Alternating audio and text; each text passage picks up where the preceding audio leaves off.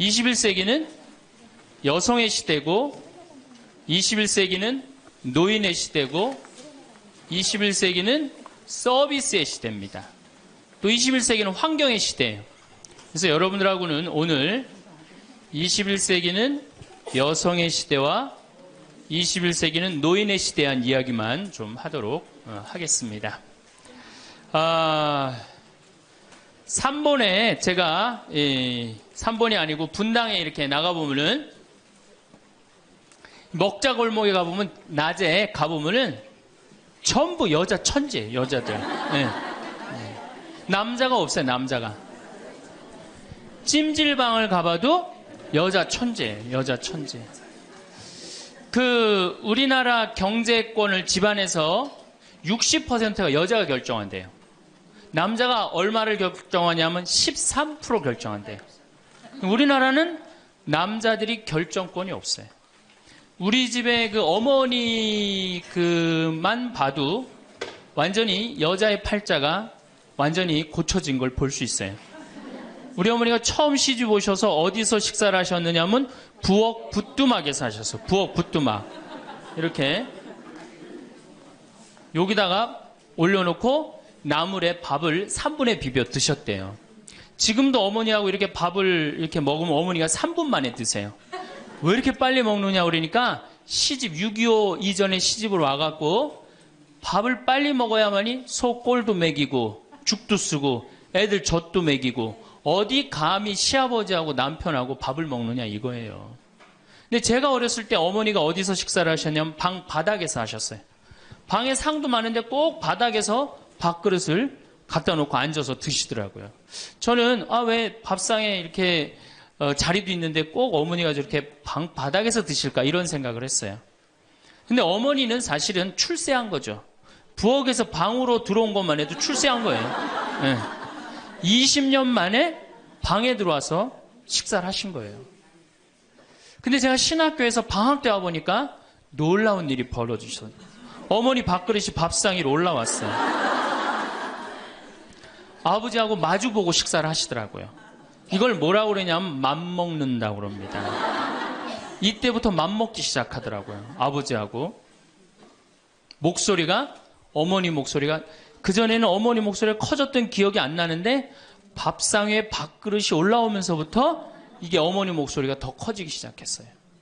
근데 제가 이제 신부돼갖고 한 달에 한 번 집에를 가는데 이젠 더 놀라운 일이 이제 벌어졌어요. 어떤 일이 벌어졌느냐면 이제 밥을 아버지가 차려 드세요. 어머니가 안 차려주세요. 아버님 하시는 말씀이 엄마 성당 간다고 가방 들고 나가시면은 해 떨어지기 전까지는 안 들어온대요. 여러분들도 지금 오늘 아침에 상 차려놓고 지금 나왔죠? 남편이야 밥을 먹곤 말건 이게 완전히 세상이 바뀐 거죠. 어떻게 감히 남편 밥을 안 차려주고 강원도까지 옵니까? 점심 한 끼인데요. 뭐 이렇게 간이 커졌다니까 여자들이. 자, 그런데 우리 아버님은 한 달에 레지오 4일, 그 다음에 구역 밥모임 4일, 그리고 당신 개모임 한 4일, 12일을 나가서 드세요. 어머니가. 아버님이 12일을 밥을 차려 드시는데 불만을 안 삼으세요. 무슨 생각으로 불만을 안 삼나 했더니 이 늙은 나이에 내가 이 집에서 쫓겨나지 않고 밥 세끼 얻어먹는 것만 해도 감사하다. 여러분들 젊은 사람들의 이혼은 줄어드는데 황혼 이혼은 지금 늘어나고 있어요. 황혼 이혼은. 그러니까 늙어서 안 쫓겨나는 게 그것도 여자한테 안 쫓겨나면 감지덕지한 거죠. 그러니까 세월이 50년 만에 완전히 바뀐 거예요. 여러분들 2002년에 판사 임용고시에 1등부터 10등까지 6명이 여자였어요. 2006년에 판사가 110명이 됐는데 남자가 56명, 여자가 54명. 근데 2007년에 판사가 90명이 임용이 됐는데 남자가 38명, 여자가 52명, 남자가 38명. 그러니까 2배가 많은 거예요. 예. 훨씬 여자가 많은 거예요. 이 작년에 외모고시 31명이 합격을 했는데 남자가 10명, 여자가 21명. 이 놀라운 통계입니다. 제가 이군 사령부에 가서 강의를 한 적이 있어요. 이군 해군 평택에 있는 장병 한 1000명한테 강의를 했어요. 환경 강의를 하고 끝나고 나왔는데 거기 소령님이 저한테 부대를 구경시켜줘요. 제가 이 군 부대 강의를 많이 들어가는데 꼭 군대 가면 자기 부대를 꼭 구경시켜줘요. 이군 해군사령부가 서해 교전한 부대예요. 그 배 막 올려져 있고 배도 구경시켜주고. 근데 이제 3,000톤급 구축함을 이렇게 했는데 뭐 포가 얼고 배 길이가 뭐 100m고 막 설명을 해주는데 옆에 대위 3명이 딱 걸어가는데 여자 대위가 어깨가 딱 벌어진 키가 1m 70이 넘는데 3,000톤 구축함은 눈에 안 들어오고 여자만 내가 이렇게 고개가 돌아갔어요. 그랬더니 이 소령님이 저한테 그러더라고요. 신부님 멋있느냐고. 아우 멋있다고. 그랬더니 그 소령님 하시는 말씀이 자기는 쟤네들만 보면 무섭대요. 왜 무서우냐? 이게 쟤네들이 그 있는 부대 그 중대하고 남자 대위 부대하고 이렇게 축구 시합하면요 꼭 여자 부대 애들이 이긴대요. 중대장. 왜? 이 군대가 얼마나 삭막해요. 그 삭막한 군대에 자기 중대장님이 여자야. 그러니까 이 시합을 하면 그 여자 중대장님을 위해서 목숨을 바쳐서 뛰는 거예요. 그래서 그 소령 얘기가 이제 곧 여자 장군 나올 거라고. 이제 곧 여자 장군 나올 겁니다. 이제는. 정말 제가 3번에 가서 한번 강의를 한 적이 있어요. 한 7, 8년 전에 고등학교 전교 1등부터 10등까지 9명이 여자예요. 남자 딱 1명이에요. 남자 딱 1명. 안산에 보니까 전교 1등부터 10등까지 1등부터 5등까지는 다 여자예요. 그러니까 요즘 남자애들이 왜 이렇게 시험을 못 보느냐? 컴퓨터 게임 때문에. 그 다음에 음란 사이트 때문에. 그 다음에 개떼처럼 돌아다니는 특성 때문에 남자애들이 여자애들을 따라갈 수가 없대. 혹시 우리 집에 남자만 아들만 낳았다 손 들어보세요. 우리 집에 아들만 있다 손 들어보세요. 이 집은 이제 망한 거예요.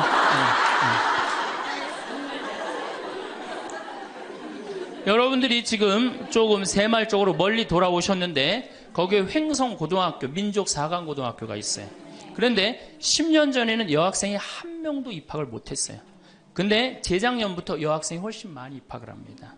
어딜 가도 여자가 약진을 하고 있어요. 2007년 여러분들 의사, 변호사, 회계사, 약사 이거 고소득 일자리에 70%가 여자가 차지해요. 남자는 30%밖에 못 차지해요.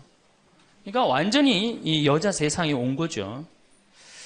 일본의 골드만삭스라는 이게 굉장히 중요한 통계인데 이 여성들이 얼마나 중요하냐? 115개 기업을 조사를 했는데 여성 이사가 있는 회사는 10년간 일본이 90년서부터 2000년까지 0% 성장을 하죠. 10년간 주식이 96% 오른 건 다 여성 이사가 있는 회사만. 그때 일본은 전체적으로 몇 프로 올랐느냐? 13% 올랐다는 거예요. 우리 집에 이제 딸이 있다. 그렇다면 이제 역사의 한 페이지를 장식할 인물이 나올 거예요.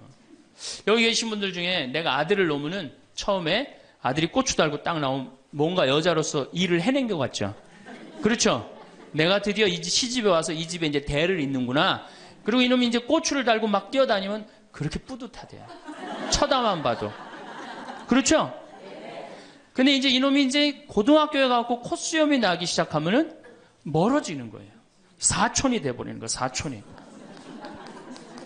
엄마를 봐도 말도 안 하고 씩 자기 방에 들어가고 다정하게 말 건네는 게 없어요. 뭐 어렸을 땐 막 안기기도 했는데 이건 뭐 자기보다 훨씬 큰 놈이 안기지도 않고 이 대학교 가면은 얼굴 보기 힘들어지는 팔촌이 됩니다. 이제 장가를 가면 이제 사돈이 돼버리죠.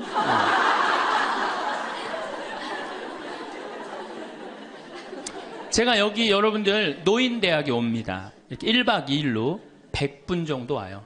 한 100명 정도 노인대학에 오면은 딱 티가 나요.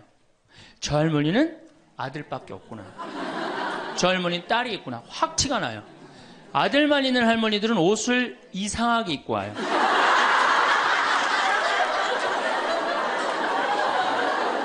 그 몸빼 바지 비슷한 거 입고 와요. 아들만 있는 할머니. 아니 관광버스를 타고 여기까지 오는데 1박 2일을 오는데 멋을 좀 내야 되는데 하여튼 몸빼바지 비슷한 거 입고 와요. 파마를 해도 어떻게 하고 오느냐? 철모 뒤집어 쓴 거 같이 이렇게 하고 와요. 파마를 하고 와도. 그냥 물어보면 제가 물어봐요. 할머니 아들밖에 없죠? 그러니까 아들밖에 없대. 아니 사둔 아들이 엄마가 철모를 뒤집어 쓰든 몸빼바지를 입든 관심 없습니다. 근데 딸이 있는 할머니들은 틀려요. 딸이 있는 할머니들은 이 스카프를 하고 와도 색깔이 벌써 뭐 보라색에 벌써 틀려요.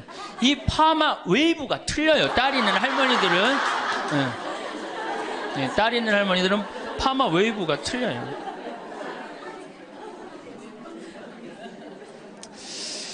그렇다고 그러죠.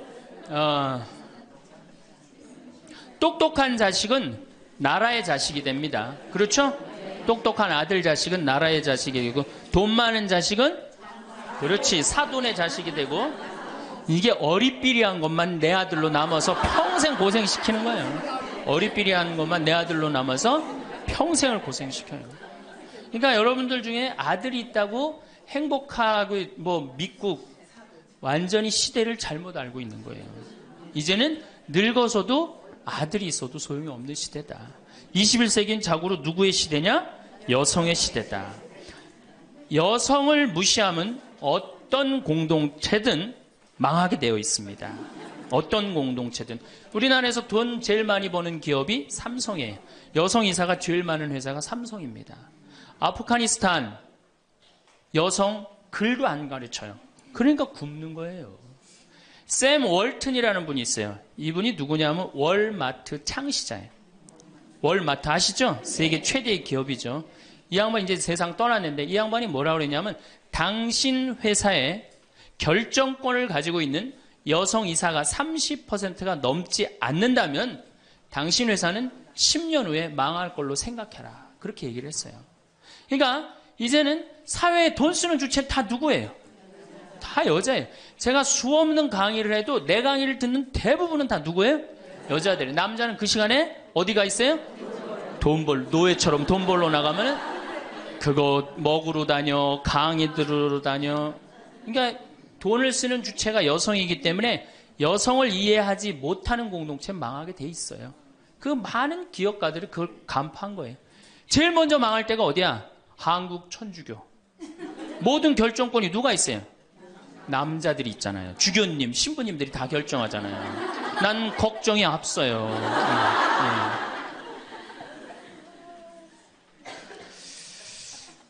사회는 변해가는데 교회는 이 엄청난 시대의 변화를 이해하지 못하고 있어요. 따라가지 못하는 거죠. 그러니까 성당 나오는 대부분의 정말로 이 신앙생활하는 대부분의 우리 고객은 신앙생활하는 교우들은 누구예요? 여성이란 말이야. 근데 신부들이 뭘 알아요? 여러분이 뭐 때문에 괴로워하는지 알아요? 몰라요. 한 걸음 건너는 거예요. 이 늙은 나이 드신 할머니들은 뭐 때문에 괴로워요? 그놈은 며느리 때문에 괴롭잖아요. 근데 우리가 며느리 때문에 괴로워하는 시어머니를 잘 이해합니까? 못하죠. 젊은 여러분들은 뭐 때문에? 죽지도 않는 시어머니 때문에 괴롭잖아요. 성당에 와서 앉아 있어도 답답한 거예요. 정말 그런 뻥 뚫리는 얘기 별로 못 들어요. 그러니까 우리 천주교가 사실은 뭐 400만이다 500만이라 그래도 미사 참여는 120만 밖에 참여를 안 합니다. 그러니까 4식구 중에 한 식구만 주일날 와서 밥 먹는 거예요. 망한 거죠, 사실은. 엄격하게 보면은. 근데 이런 심각성을 잘 못 느끼고 있는 거예요. 그러면은 여성들이 왜 이렇게 갑자기 살기 좋은 세상이 됐느냐? 이유가 있어요. 20세기에 10대 발명품이 있습니다. 여러분들 그게 뭐냐면은 상대성 이론, 원자탄 2차 세계대전을 끝낸 거, 페르마의 마지막 정리, 자동차, 비행기, DNA 이중 나선 구조, PC, 인터넷, 물리학의 양자역학. 이게 20세기의 최대의 발명품인데 최대의 발명품은 1961년 독일 쉘링사에서 나온 아나보나라는 피임약이에요. 그럼 피임약이 나오기 전에 우리 어머니 세대, 70, 80이 된 어머니 세대는 애를 몇 낳았어요? 10명. 아, 멋있는 말 없어요? 한타스. 그거 멋있는 말이 아니야. 우리 어머니 세대는 어떻게 힘 닿는 대로 낳죠. 힘 닿는 대로. 그런데 이거보다 더 멋있는 말이 있어요. 생기는 대로. 얼마 전에 충청도 레지아 그 강의를 갔는데 거기서는 충청도 사람들은 또 우리하고 생각이 틀리더라고. 닥치는 대로 낳대.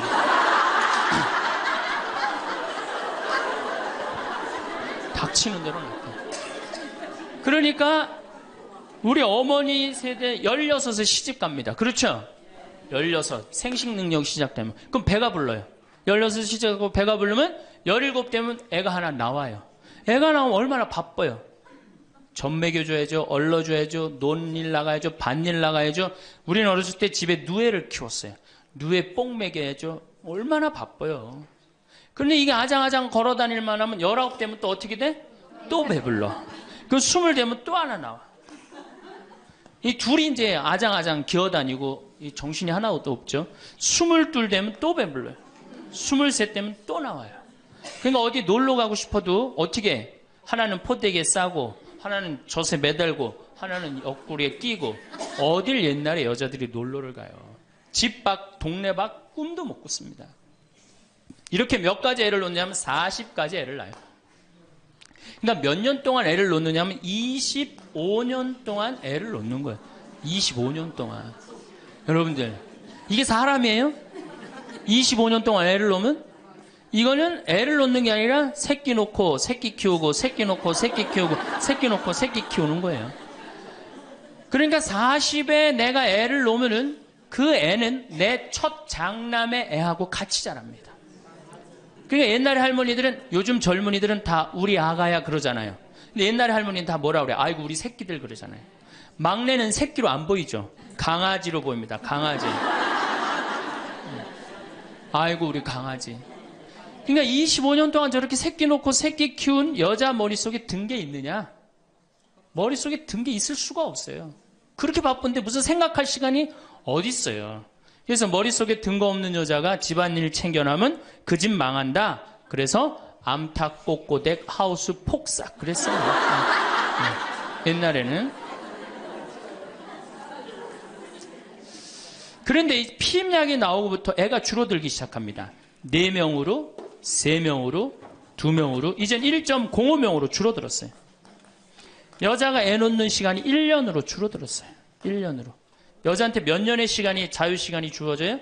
24년의 자유시간이 주어진 거예요. 자, 24년 동안 여자들이 사법고시 보고 행정고시 보고 외무고시 보고 육사 가고 해사 가고 공군사관학교 가고 경찰대학 뭐 1, 2, 3등 수석 졸업 육사 해사 수석 졸업 이건 다 이제 옛날 얘기에 다 휩습니다.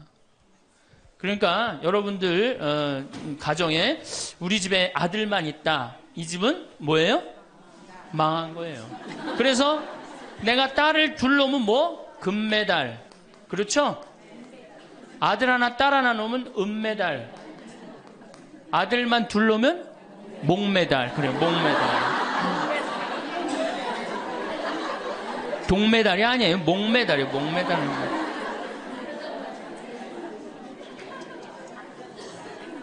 그런데 문제는 이렇게 여자들이 살기 좋은 세상이 됐어요. 이렇게 살기 좋은 세상이 됐는데 참 불행하게도 대한민국에서는 여자들이 이 사회를 주도해 나가는 주도 세력이 못 됩니다. 왜냐하면 16대 때 우리나라 여성 국회의원이 16명에서 300명 중에 5.4%, 17대 때는 39명, 300명 중에 그러니까 12%, 13%예요.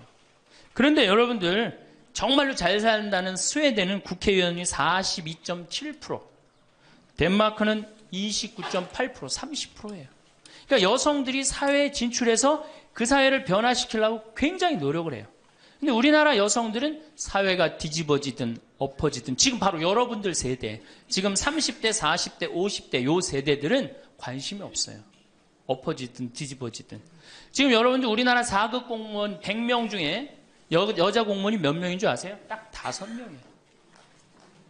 그러니까 미국의 대사분이 우리나라에 이제 있다가 이제 미국에 가면서 한 신문의 칼럼에 글을 쓰고 갔어요. 대한민국 이상하다. 이렇게 여자들이 대학까지 나오는, 이렇게 많이 나오는 나라도 없다. 그런데 대학까지 나온 이 고급 인력이 시집만 가면 다 자기를 관둔다. 참 이상하다. 그래서 한국이 발전을 못하는 거예요. 그 인력이 어떻게 그대로 다 계속 사회를 위해서 노력을 해야 되거든요. 우리가 $10,000에서 $20,000로 넘어갈 때 여성의 사회 참여율이 모든 국가를 통계를 빼보니까 9% 정도 증가했대요. 여성들이 사회에 나가는 게. 우리나라는 1.6%. 사회 안 나가는 거예요. 왜 안 나가요? 두 가지 때문에 안 나갑니다. 이 두 가지, 이 병을 고치지 않는 한 우리나라는 선진국으로 가기도 힘들고 대한민국 정말 행복한 나라로 가기도 힘들어요. 첫 번째 뭐냐? 자식교육. 여기에 미쳐 있어요. 요즘 내가 이렇게 방송을 보면은 정말로 정신없구나 이런 생각이 들어요. 두 번째로는 텔레비전. 이게 또 방송으로 나가겠지만 이 텔레비전임에 미쳐 있어요. 텔레비전. 이 두 가지 여자들이 완전히 미쳐서 사회에 건강한 세력이 되지 못하는 거예요. 그럼 자식 교육을 가만히 보면은 한번 보세요.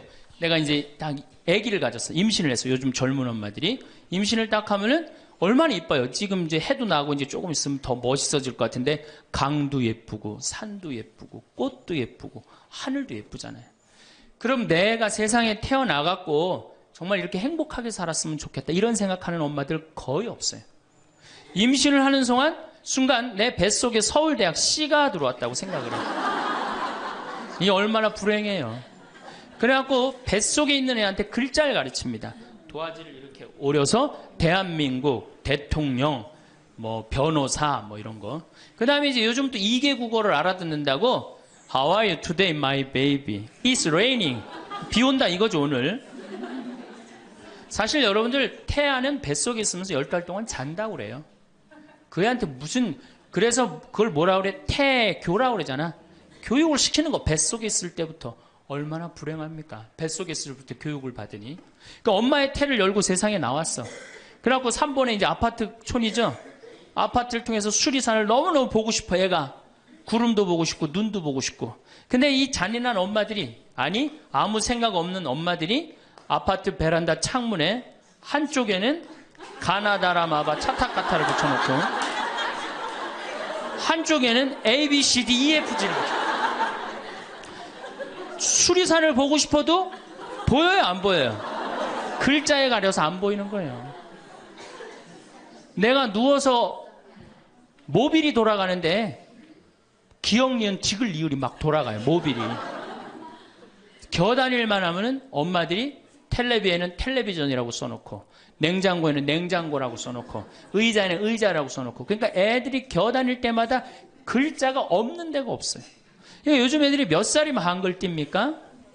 5살이면 4살 띄어요? 5살이면 한글 띄어요. 여기 계신 분 중에 초등학교 들어가기 전에 한글 띄신 분들 계세요? 없을걸요? 저는 초등학교 1학년 내내 받아쓰기 빵점이었어요. 기억나요? 1년 내내 빵점이었어요. 글자가 뭔 줄 알고 학교를 들어가요. 맨 뛰어놀다가 어머니가 어느 날 갑자기 여기다 수건 딱 달아주니까 이게 학교 가는 건가 보다 하고 학교 갔죠. 2학년 때 저는 한글 띄었어요. 근데 내가 5살에 한글을 띈다. 흥분됩니까? 안 됩니까? 드디어 우리 집에 천재 태어났다. 저한테 데리고 옵니다. 신부님 우리 애가 천재인가 봐요. 왜요? 텔레비에 나오는 글자 모르는 글자가 없어요. 5살밖에 안 됐는데 축복기도 좀 해주세요. 안수기도 해달라는 거죠. 그럼 내가 걔 머리에 손을 얹고 뭐라고 그러냐? 이제 네 인생은 쫑났다.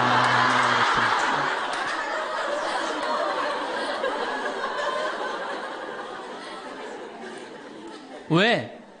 삐아제나 썸머힐이나 몬테소리 같은 유아 교육 이론을 가만히 읽어보면요. 3살, 4살, 5살 때 뇌의 75%가 형성된대요. 이때 고정적인 개념을 가르치지 말라고 그래요. 근데 이 글자를 가르치면 글자는 잘 알지만 뭐를 몰라. 다른 걸 모르는 거예요. 그야말로 이제 똑똑 바보가 되는 거죠.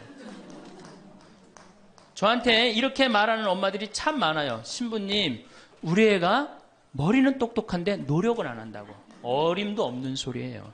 왜? 얘는 이제 머리가 완전히 막혀 있는 거예요. 이때 어떻게 해야 돼? 저는 어렸을 때 요때 어떻게 자랐느냐면은 스레트에 막 겨다니다가 떨어져갖고 끓는 물에도 떨어져 봤어요. 아, 이게 끓는 물에 떨어지면 디는구나. 그 다음에 팽이 깎는다고 막 낫으로 깎다가 여기 쳐갖고 아직도 여기 이 상처가 있어요. 5살 때 확 뼈까지 잘라갖고 이게 잘라지는 거구나. 이러면서 애가 뭐를 이해해? 세상을 이해한단 말이야. 세상 돌아가는 이치를 깨닫는단 말이야. 그때 돌아가면서. 근데 책상 앞에서 글자만 배운 애는 다른 경험이 전혀 없는 거예요. 그래서 나는 초등학교 때 이렇게 성당에 이렇게 오는 엄마들, 내가 이제 다음 주에도 이제 유치원에 가서 강의를 하는데 엄마들이 그렇게 하는 엄마들이 참 많아. 너 바보야? 왜 이거하고 연결할 줄을 몰라? 이렇게 이해가 안 돼? 그렇게 막 화내는 엄마들 되게 많아요.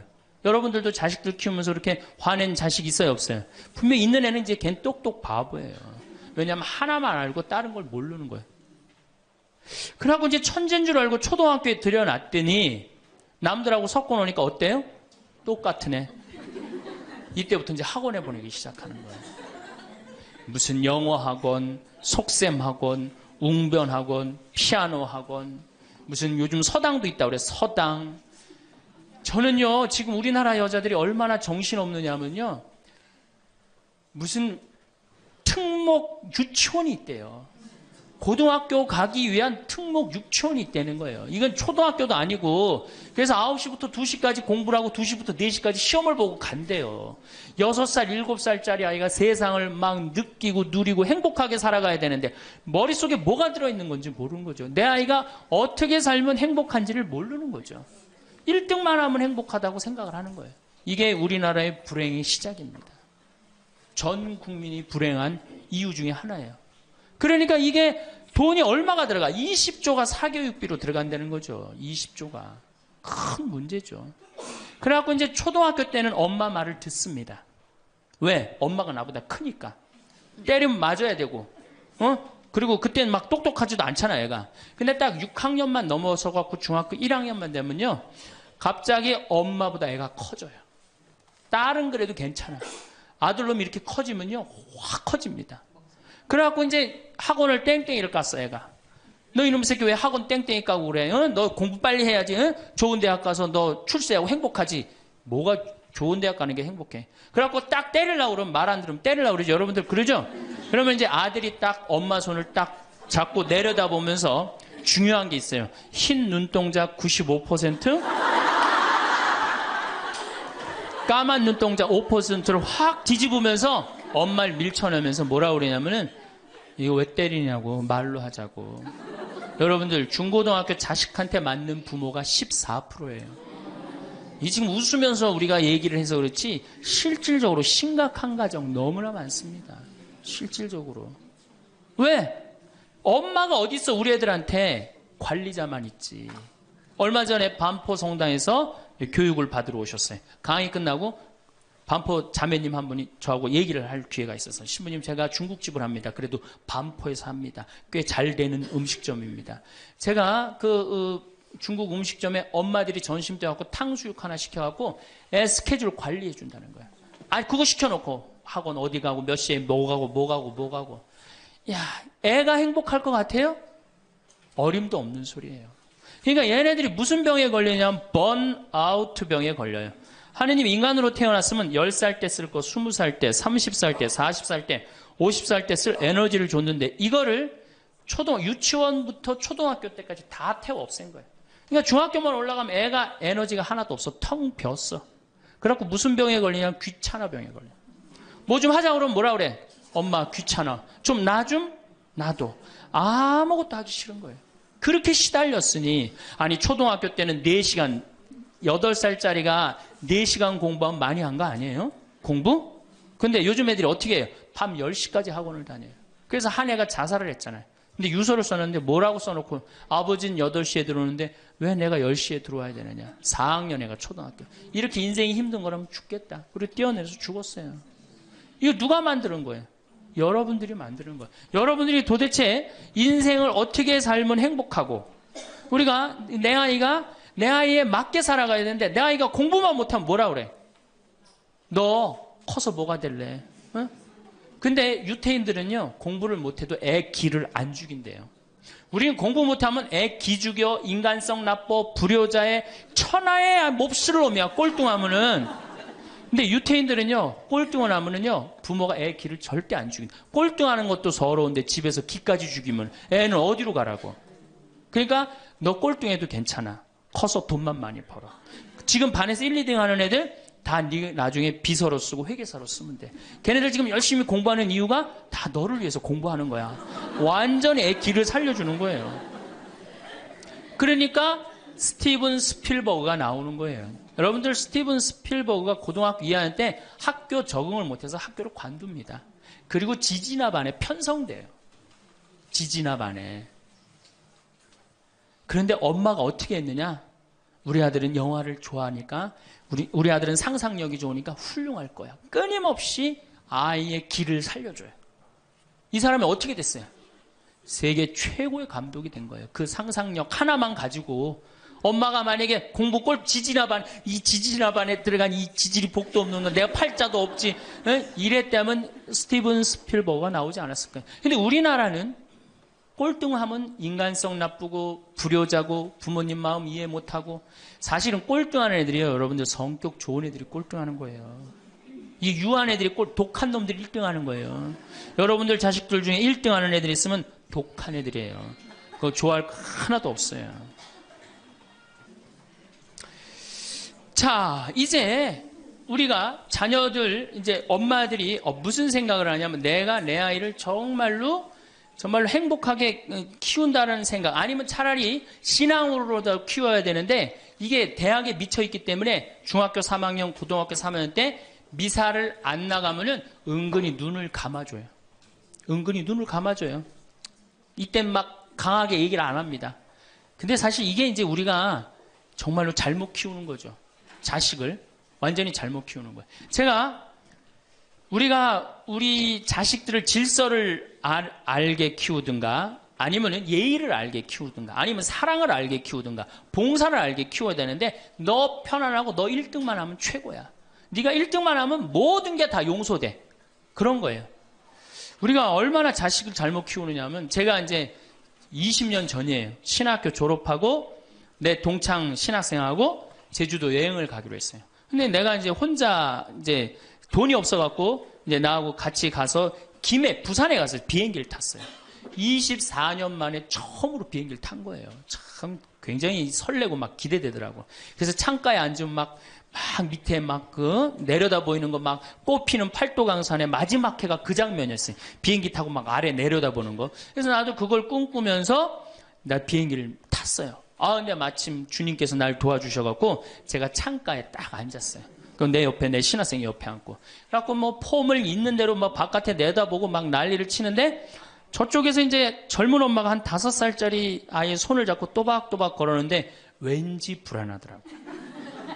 그러더니 아니나 달라 바로 내 옆자리, 내 좌석 옆자리에 딱 앉는 거예요. 근데 이 5살짜리 놈이 엄마한테 졸리기 시작하는 거예요. 엄마, 나 창가에 앉고 싶다는 거예요. 그런데 이 엄마가 안 돼. 여긴 네 자리고 저긴 저 형 자리이기 때문에 너는 여기 앉아서 가야 돼. 이렇게 말하면 얼마나 좋겠어요. 내 쪽 확 돌아서더니 학생, 우리 아들이 처음 비행기를 타는데 창가에 앉고 싶으니까 자리 좀 양보해 달라는 거예요. 여러분들 5년 만에 처음 탄 놈이랑 24년 만에 처음 탄 놈이랑 어느 놈이 더 애절할 것 같아요?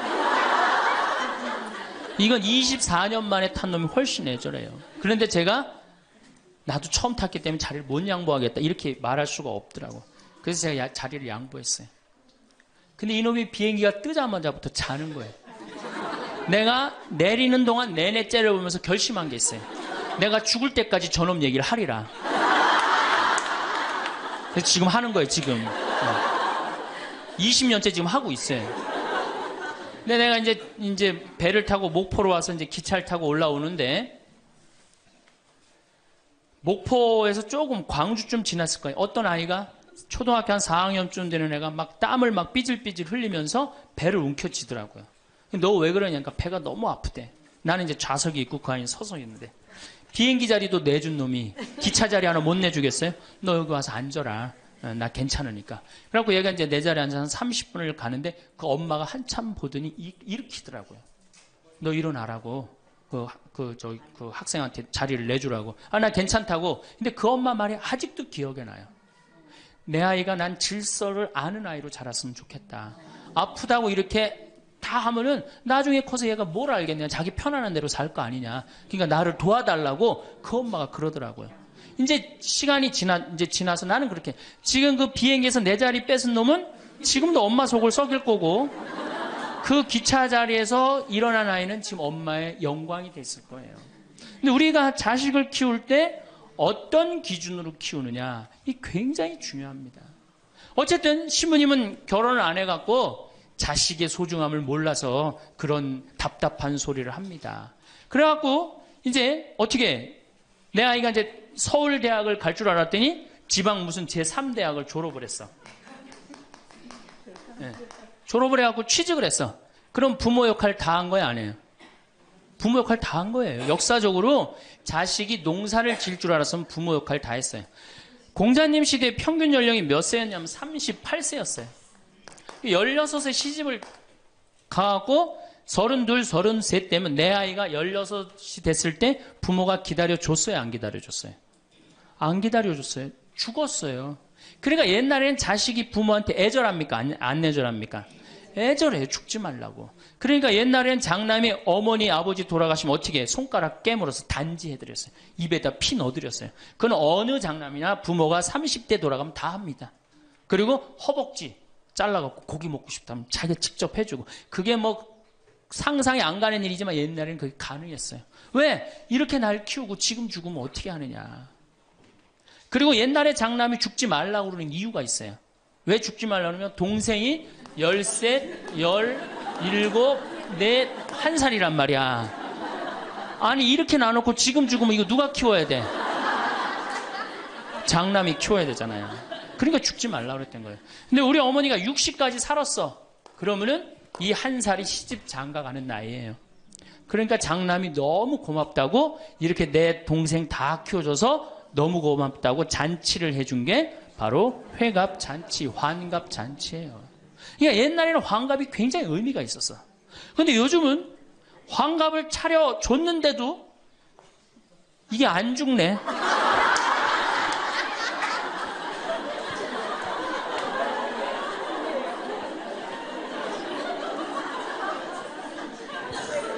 그 노노 2인 4편에 뭐라고 그러냐면 너희는 부모의 나이를 꼭 기억해둬라. 부모를 모실 날이 얼마 남지 않은 것을 생각하고 그 다음에 부모가 살 날이 얼마 남지 않은 것을 생각하고 부모의 나이를 꼭 기억하라고 했어요. 나는 그걸 읽고 우리 어머니가 얼마 살 날이 얼마 남지 않았구나 그런 생각을 하고 매년 나이를 기억해뒀어요. 근데 이제는 포기했어요. 헷갈려요. 몇 살을 사시는지. 그리고 어머니가 60대 뭐라고 그러셨느냐면은 에휴 늙으면 죽어야 돼. 늙으면 죽어야 돼. 그래서 그때 굉장히 내가 그 논어를 막 한참 읽을 때라 정말로 내가 부모한테 잘해야 되겠구나. 본수원 갈비집에 가고 갈비 한 번 더 사드리고 전화 한 번 더 드리고 했어요. 근데 이제 요즘 이제 그 얘기 들으면 막 화가 나요. 그 얘기 한 지 벌써 16년이 지났어요. 죽을 기미가 안 보여요. 그래서 제가 2년 전에 어머니한테 가서 그랬어요. 어머니 자식들 앞에서 이제 늙으면 죽는다는 소리 하지 말아라. 자식들 사기치는 것도 아니고 이게 뭐냐. 그런데 설날 집에를 갔는데 어머니가 이게 자식들이 거실에 꽉 찼는데 무슨 속상한 얘기를 하는데 늙으면 죽 그러다가 저하고 눈이 딱 마주쳤어요. 늙으면 죽 그러시다 마시더라고요. 이제 늙어도 안 죽어요. 여러분들 평균 연령이 지금 83세입니다. 그러니까 대부분이 90까지 살아요. 재수 없으면 100살까지 살아요.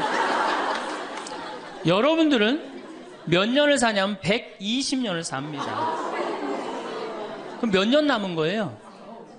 여러분들 자식들한테 공부 못하는 자식한테 너 늙어 커서 뭐가 될래? 이거 말하는 정신이 있으면은 난 늙어서 뭐가 될까? 이거 먼저 걱정하셔야 돼요. 여러분들 앞으로도 50년, 60년 남아있어요. 근데 이렇게 오래 살 줄 모르고 있는 돈 없는 돈 누구한테 다 쏟아붓어? 자식한테 다 쏟아붓어. 있는 돈 없는 돈. 그리고 맨 손가락 빨면서 50년을 산다. 이건 축복이 아니라 저주예요, 저주. 정말로 생각 잘 하셔야 돼요. 우리나라 여성들 지금 자식한테 지금 학원비 1년에 20조 쏟아 넣을 일이 아니에요. 늙어서 죽지 않으면 결국은 누구하고 힘들어져요? 자식하고 힘들어질 거 아니야. 돈은 한 푼 없지. 자식은 그래도 공부시켰다고 쳐다는 보는데 죽지도 않고 계속 그것도 1, 2년도 아니고 40년, 50년 이렇게 보고 있으면 어때요, 여러분들? 이 생각하면 딱 쉬워요. 여러분들 주위에 40살 먹은 아들이 장가도 안 가고 빈둥빈둥 엄마 주위에서 이렇게 붙어서 살아. 40살 된 딸이 시집도 안 가고 엄마 아빠 옆에서 붙어서 살아. 그 딸 이뻐요, 미워요? 밉죠? 반대로 뒤집어서 생각해 봅시다. 우리 엄마가 90이 됐는데 죽지도 않고 빈둥빈둥 나한테 매달려서 살아. 그럼 그 자식 이쁠 것 같아요? 부모가 이쁠 것 같아요? 안 이쁠 것 같아요? 미워요. 이건 어쩔 수 없어요. 특히 아들이 모시는 게 아니잖아요. 며느리한테 얹혀 살면 더 힘든 거예요. 이 우리 현실의 현실. 계산상 안 맞아, 계산상. 20년 키웠으면 20년어치만 받아 먹어야 될 거 아니야. 안 그래요? 20년 키웠으면 20년어치만 받아 먹으면 되잖아. 근데 이건 20년 키우고 지금 50년, 60년 이렇게 받아 먹게 생겼어요. 내가 고등학교 3학년 때까지 어머니 아버지가 저를 키워줬어요. 고등학교 3학년 때까지 참 고맙더라고요. 신부가 돼서 그런 생각이 했어요. 그래도 옛날에는 신부가 집안 떠난다 그러지만 지금은 집안하고 신부하고 연관이 많아요. 그래서 내가 그래도 어머니 아버지가 나를 20년 키워줬으니까 내가 20년은 갚으리라. 20년 얻어먹었으니까 20년은 갚으리라. 그런 생각을 했어요. 참 기특한 생각을 했죠. 내 첫 활동비가 46만 원이었어요. 어머니 2만 5천 원, 아버지 2만 5천 원. 용돈을 드리기 시작했어요. 지금 17년째 한 달도 안 빠지고 용돈을 드려요. 지금은 좀 많이 드리죠. 강의 다니고 그러니까 조금 제가 강사료 있으면 한 달에 5번, 6번 강의를 나가니까 그 강사료 중에 하나만 나눠줘도 용돈 많이 드리는 거예요. 17년 드려요. 한 달도 안 빠지고. 제가 생각해도 제가 기특해요. 이제 3년만 하면 끝나는 거예요, 이제. 3년만 하면 끝나는데 집에 가보면은요, 3년으로 끝날 것 같지가 않아요. 아버지가 막 지리산 꼭대기까지 뛰어 올라갔다가 뛰어내려요. 이 심각한 문제입니다. 네. 그러니까 아버님이 이렇게 지금 이제 78이신데 우리 큰형님, 형님으로 동네에서는 알고 있어요. 근데 여러분도 한번 생각을 해보세요. 내가 돈 없이 정말로 50년을 자식한테 얹혀서 산다. 그럼 어느 자식이 그 부모한테 효도를 끝까지 할 수 있겠느냐. 이거 불가능한 거예요. 여러분들 지금 내가 자식 잘 키우면 호강할 거라고 생각하죠? 어린 밤 푸너치도 없는 소리예요. 잘 키워놓은 자식은 나라의 자식 됩니다. 돈 많은 자식은 얼굴 구경하기 힘들어요. 예. 돈 있어갖고 이민을 가면 자식하고 어떤 관계 된다고 그래요? 요즘 그 유명하죠? 해외 동포 된대잖아요. 아들하고 나하고 해외 동포 된다고 그러잖아요. 근데 이제 여러분들만 이제 안 죽는 게 문제가 아니에요. 우리 신부들도 안 죽네.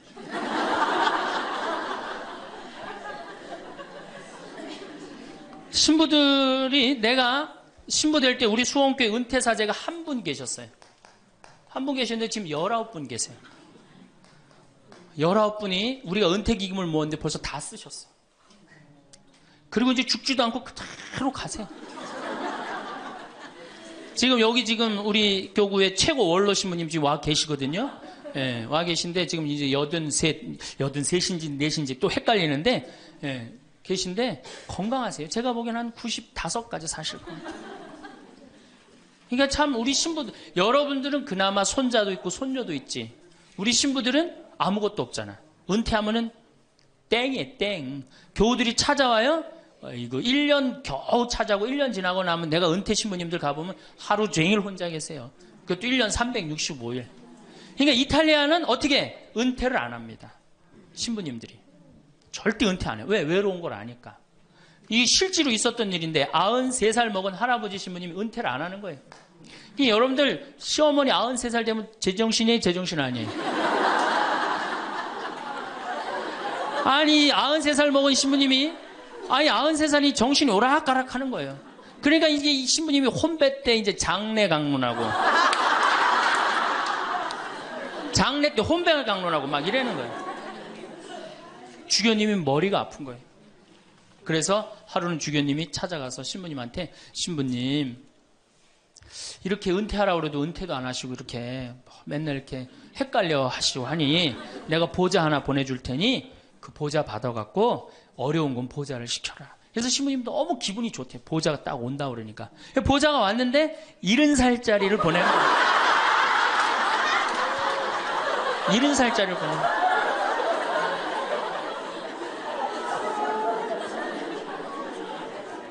이제 여러분들 인생은요 60부터라는 거 옛날에 많이 들었죠?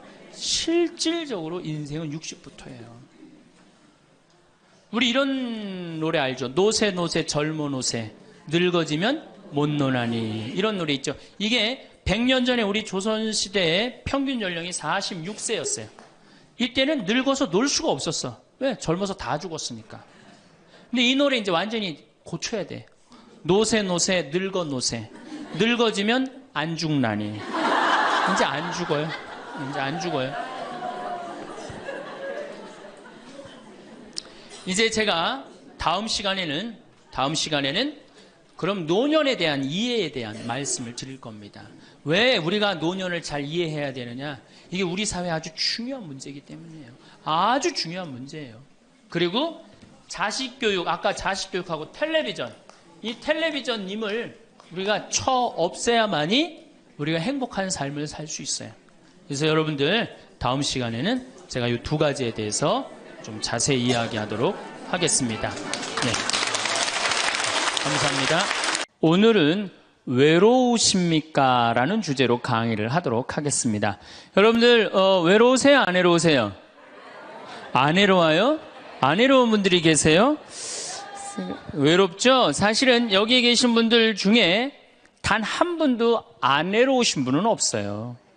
예, 아무리 행복한 사람이라도 문득 외로울 때가 있어요. 아무리 행복한 사람이라도. 여러분들 낙엽이 막 떨어지고 막 바람에 그냥 낙엽이 스산하게 막 날릴 때 그거 보면은 마음이 왠지 좀 쓸쓸하고 외롭지 않으세요? 예. 한 입을 덮고 사는 남편이 어느 날 그냥 등 돌리고 말도 안 하고 그냥 그러고 있으면은 외로워요, 안 외로워요? 우리 인간은요, 고독할 수밖에 없어요. 우리 인간은. 최진실 씨는 죽기 얼마 전에 인터뷰를 할 때 뭐라고 그랬느냐면 20년 동안 연애 생활을 하는 20년 동안 단 하루도 안 외로운 날이 없었다고 그랬어요. 그 외로움이 20년을 축적을 해서 결국은 죽음에 이른 거죠. 얼마 전에 또 행복, 자살이라는 말을 거꾸로 하면은 살자라는 말이다라고 강의를 했던 이 최윤희 씨가 루푸스 병에 걸려갖고 어떻게 했죠? 자살했어요. 너무 아프기 때문에. 그런데 이 최윤희 씨는 자살을 했는데 남편이 어떻게 따라 죽었죠? 저는 어떻게 보면 최윤희 씨가 이 목숨을 끊은 건 우리 교회법적으로 교회가 가르치는 거에 안 맞죠. 근데 한편으로는 좀 부러운 면도 있어요. 여러분들 내가 병이 들어갖고 이제 막 죽기 일보 직전이야. 그래갖고 남편한테 여보 나 죽으면 당신 어떻게 할 거야? 근데 남편이 난 당신 없으면 못 살아. 당신 없으면 난 따라 죽을 거야. 그럼 여러분들 그 말 들어도 좋아요 안 좋아요? 좋죠? 나 죽는데 따라 죽는다는데 얼마나 마음 위로가 돼요. 근데 사실 따라 죽을 수 있는 남편 몇 명이나 될 것 같아요? 여러분들 죽으면은. 없어요? 어쨌든 아무리 행복론을 강의했던 그 당사자도 그 병이라는 그 고통에 이기질 못했던 거죠. 그 예수님은 외로웠겠어요? 안 외로웠겠어요? 예수님도 외로웠어요. 예수님이요. 이 뭐라고 그러셨냐면 오늘 루카복음에 말씀이 나오지만은 예수님이 갈릴레아에서 예루살렘으로 올라가는데 중간에 사마리아라는 지역을 지나가면 지름길로 가세요. 그러니까 그 사마리아라는 동네를 딱 들어가려고 그러니까 사마리아 사람들이 예수님이 예루살렘에, 이 사마리아하고 예루살렘 사람들은 원수지간이에요. 그러니까 우리 동네를 지나서 예루살렘에 올라가는 걸 용납을 안 하세요. 용납을 안 합니다. 사마리아 사람들이. 그래서 우리 마을에 못 들어오게 해요. 그러니까 그냥 야고보하고 요한이 너무너무 화가 나갖고 뭐라고 그랬냐면, 주님, 하늘에서 불을 내려다가 살라버릴까요? 그냥 불질러 버린다는 거죠. 우리를 안 받아들이니까. 그런데 예수님이 그들을 꾸짖고 돌아가세요. 그 마을을 돌아가시고 난 다음에, 돌아가고 난 다음에 그 마을 지나서 이런 말씀을 하세요. 하늘의 새도 보금자리가 있고 여우도 굴이 있지만 사람의 아들은 머리 둘 곳조차 없다. 이렇게 말씀하세요. 아니, 온 세상의 임금님이신 예수님조차도 이 세상에서 사시면서 뭐라고 그랬어요? 하늘의 새도 보금자리가 있고 여우도 굴이 있는데 사람의 아들은 머리 둘 곳조차 없다. 예수님도 외로우셨는데 여러분들이 뭐라고 안 외로워요? 네. 본당 신부님들이 가끔 사제가 돼서 본당 사목을 하다가 교우들하고 갈등을 일으켜요. 갈등을 일으키는데 교우들이 본당 신부님 본당에서 몰아낸다고 주교님한테 막 투서하고 막 연판장 막 돌리고 그럴 때 그 사제는 외로울까 안 외로울까요? 외롭죠. 왜?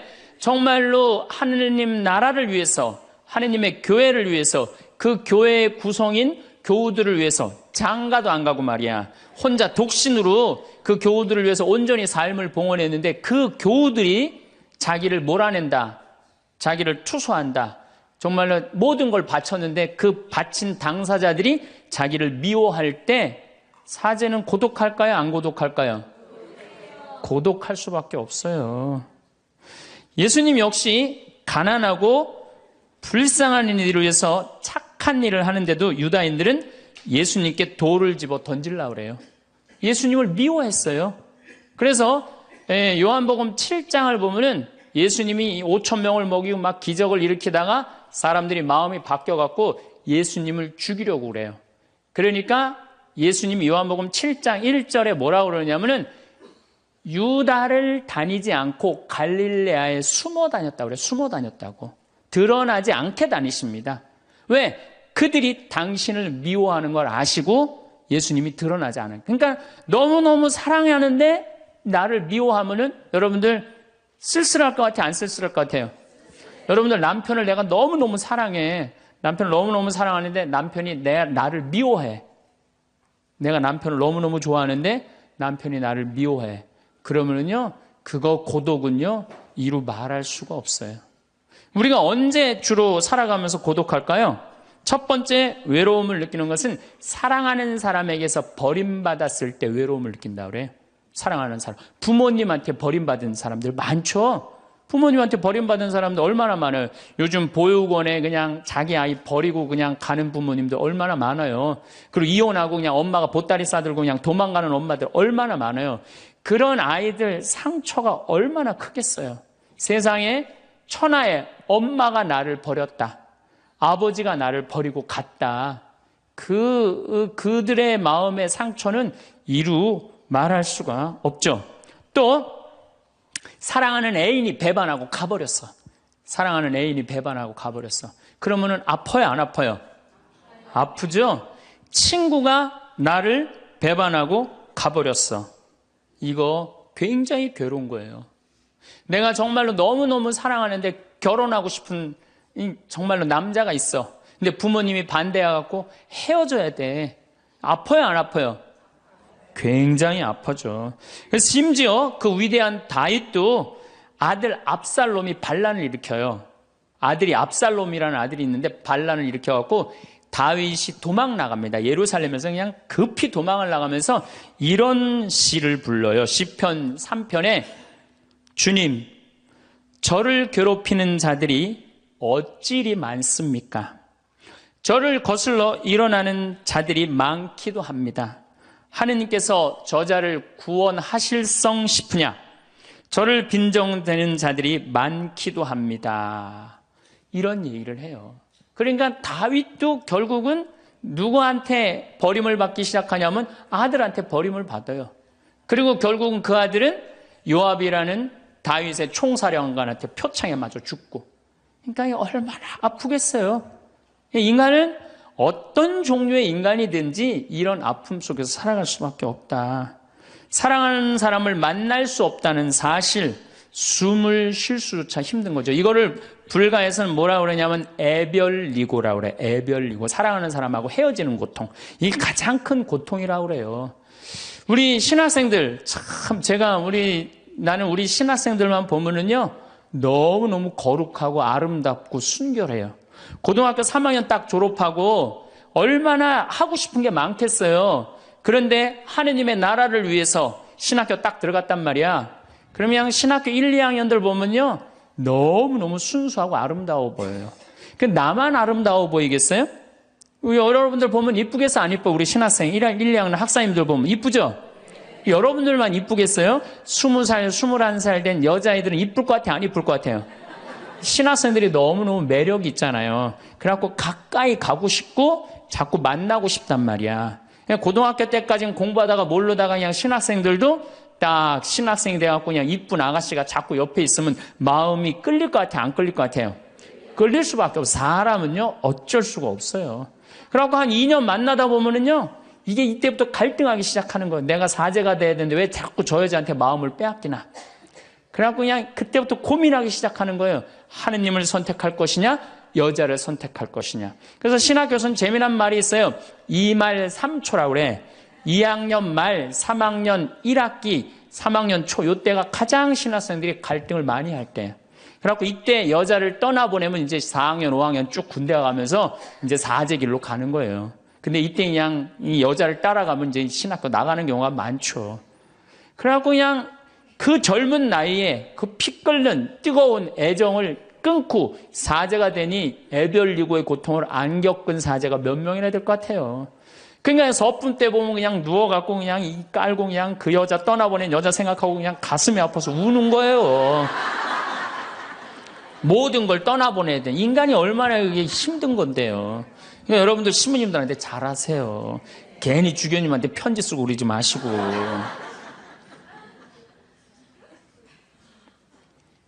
예수님은 마지막 날에 제자들이 예수님을 다 버리고 갔어요. 심지어 어떤 제자는 막 옷까지 그냥 삼배 옷까지 벗어 알몸으로 도망갔어. 그리고 오로지 예수님만 혼자 남았어요. 그러니까 예수님 외롭겠어요? 안 외롭겠어요? 외롭죠. 그러니까 예수님은 이런 말씀을 하신 거예요. 하늘의 새도 보금자리가 있고 여우도 굴이 있는데 사람의 아들은 머리 둘 곳조차 없다. 그건 맞는 말씀이에요. 두 번째, 우리가 주로 언제 외로워? 어느 누구에게도 도움을 받을 수 없을 때 우리는 외로워요. 내 아들이 정말 병이 걸려갖고 이제 수술을 해야 되는데 병원비가 없어. 그래갖고 그냥 정말로 친하다는 친구한테 가갖고 우리 아들이 지금 수술을 해야 되는데 병원비가 없으니까 병원비 좀 꿔줘. 정말 친하다고 생각했던 친구가 이런 지하에 나는 돈 없어. 미안해. 그리고 그냥 돌아서 나올 때 쓸쓸합니까? 안 쓸쓸합니까?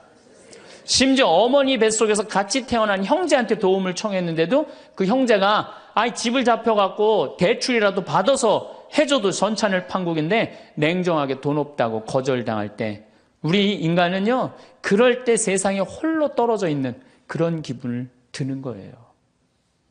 또 언제 외로워요? 내가 40살 이제 45, 46이 돼갖고 애 대학도 들어가야 돼갖고 학비도 지금 등록금도 준비해야 되고 아파트 부금도 보여야 되는데 그냥 직장 상사가 부르더니 해고 통지를 딱 했어. 그럼 이 40대 가장은 얼마나 쓸쓸하겠어요. 갈 데가 아무 데도 없는 거죠. 대학이라고 졸업은 해놨는데 나를 필요로 하는 데가 아무 데도 없네. 아무리 그냥 원서 지원서를 100통을 써도 그냥 나한테 연락해주는 사람 하나도 없어. 이럴 때 나를 필요로 하는 사람이 아무도 없을 때 우린 외로운 거예요. 더욱이 그냥 더 힘든 사람들은 어떤 사람들이에요? 철거민들.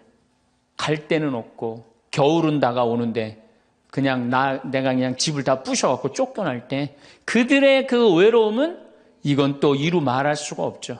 그래서 인간으로 살아가는 한 외로울 수밖에 없어요. 그래서 하이데거라는 철학자는 뭐라고 하냐면 인간은 세상의 내던져진 존재라고. 내던져진 존재. 여기 여러분들 중에 태어나고 싶어서 태어나신 분들 계세요? 한 분도 없죠? 내던져진 거예요, 세상에. 귀양 내던져질 거면 삼성 이건희 회장님 집에 내던져지든지 아니면 정주영 회장님 집에 내던져지든지 그러면 그냥 팔자라도 편안할 텐데 내던져지고 보니까 그냥 똥구멍이 찢어지게 가난한 집에 그냥 내던져진 거야. 그래갖고 그냥 인생 그냥 피곤한 거죠. 그리고 귀양 태어날 거면은 장동건이나 고소영 씨처럼 얼굴이 잘생기거나 이쁘게라도 태어나면은 얼굴로라도 먹고 사는데 또 가난한 집에 내던져졌는데 얼굴은 또 씹다 뱉은 수제비 같이 생겨버렸네. 요즘은 그냥 막 텔레비전 막 이런 시대 아니에요. 그래갖고 그냥 키 크고 잘생기고 막 이런 거에 그냥 뭐든지 그냥 사람들이 그냥 눈이 멀어 있잖아요. 근데 그냥 생긴 건 씹다 뱉은 수제비 같이 그냥 이렇게 살아가는 사람들은 인생을 힘들게 살아갈 수밖에 없다는 거예요. 그런데 그런 사람들이 95%가 그렇다는 거예요. 95%. 저나 여러분이나 내가 항상 하는 얘기지만 내 얼굴 이거 씹다 뱉은 수제비 같이 생겨갖고 이거 얼굴로 먹고 살기는 틀린 거죠. 다 평범하게 태어나는 거죠. 또 우리 언제 외로워요? 말이 안 통할 때 외로워요. 남편하고 말이 안 통할 때, 자식하고 말이 안 통할 때, 특별히 가족 간에 말이 안 통할 때 참 외로워요. 제가 미국에 강의를 한 2년 동안 이렇게 쭉 다녀보니까 깜짝 놀라는 일이 있어요. 엄마 아빠는 영어를 못하고 애들은 영어만 하는 거예요. 그러니까 애들은 그냥 막 영어를 너무너무 잘하고 애들 하는 말을 엄마 아빠가 못 알아듣는 거예요. 그러니까 엄마 아빠하고 말이 안 통하는 거 애들하고 기본적인 거 밥 먹어라, 학교 갔다 와라 이거 외에는 말이 안 통하는 애들이 참 많더라고요. 정말로 그건 이제 점점 외로워지는 거죠. 그래서요, 뉴욕에요, 60세 넘은 할머니, 할아버지들이 작년에 한 60명이 자살을 했대요. 외로우니까.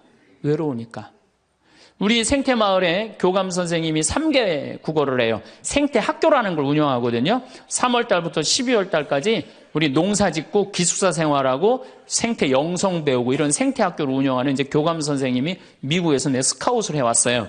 스카웃을 해왔는데 이 교감 선생님 아들이 미국 컬럼비아 대학 4년 장학생이에요. 미국에서 태어난 거죠. 나도 한번 만나봤는데 애가 굉장히 괜찮아요. 근데 얘가 이제 아버지 생일날 카드를 보낸 거예요. 한글을 배워서 삐뚤삐뚤한 글씨를 써갖고 편지를 보냈는데 딱 3줄 보냈어요. 아버지 사랑합니다. 아버지 생일 축하합니다. 그리고 맨 끝에 뭐라고 썼느냐면은 네 아들 윤진이가 이렇게 해서 보냈더라고요. 말이 안 통하는 거지. 말이 안 통하는 거지.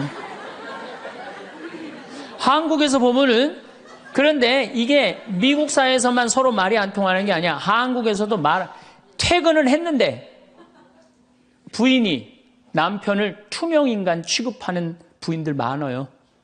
들어오거나 말거나 말도 안 하고 그냥 밥 차려놨으니까 먹으라고 그러고 사람 그냥 투명인간 취급하는 경우 많죠. 그렇죠?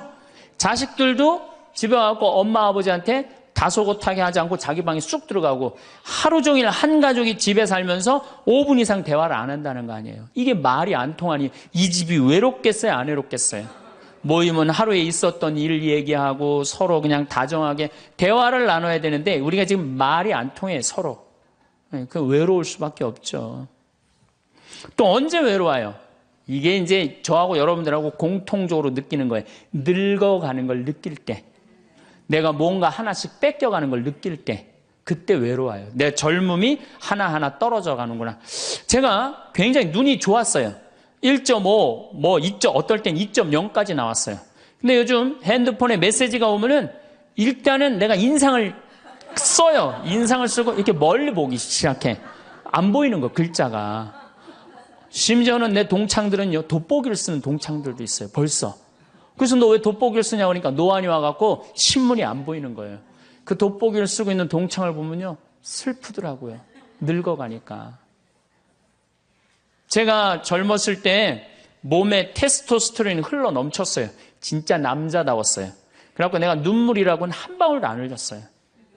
얼마나 눈물을 안 흘리냐면 고등학교 2학년 때 우리 어머니 아버지가 내가 신학교 들어가기 전까지는 성당에 안 다니셨어요.